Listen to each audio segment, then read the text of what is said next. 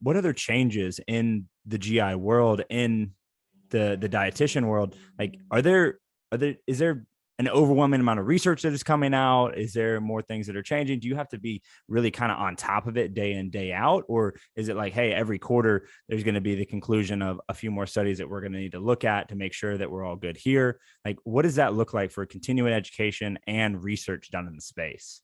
Yeah.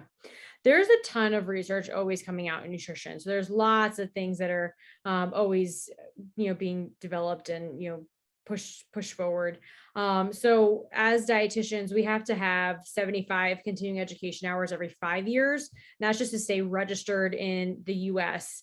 And then to stay licensed in your state, it just depends on where you're located. But in the state of Georgia, you have to have 50 hours every 2 years. So that's kind of can help you stay up to date with current research trends, that kind of stuff.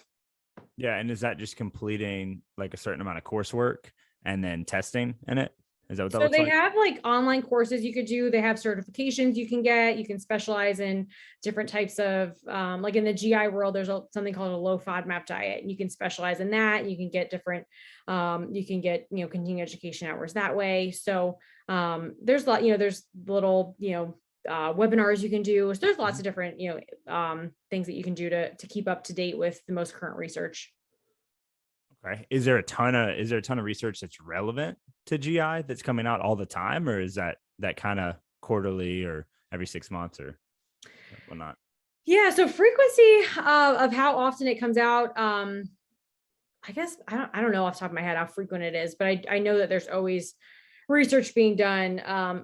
What I'm thinking of offhand is that low FODMAP diet. So Monash University is the university that kind of does all the research Mhm. behind it, and I know they're constantly doing more research, updating the diet and updating the portion sizes of certain things. So I'm not sure how frequently the new stuff comes out, but I do know Mhm. that it comes out. Like it just came out recently.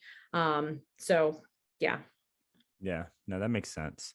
Um, how do you think that like let's step back and look at health in general. Let's look at medicine in general. Like general medicine, and maybe I have not gone to practitioners that have someone integrated that does nutrition.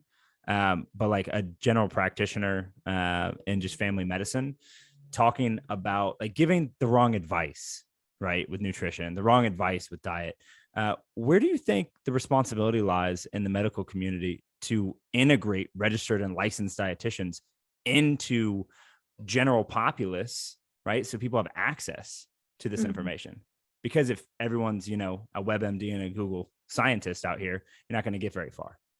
Right. Yeah. And I know we've all been guilty of Googling our symptoms before, right? So definitely, yeah, been there, done that kind of Mhm. thing. But you find things that are crazy and scary. And so it is, best to kind of go to actual licensed registered provider. Yeah. So I think that it's something that is is becoming a little bit more, people are becoming more aware of, dietitians and working closely with dietitians. I think that physicians are, at least the group of physicians I personally worked with, they Mhm. were, very supportive of it. So I think it's something that we just need to continue to educate people and, provide the as most knowledge as we can to, our specialty and what we do and how we can help. Yeah.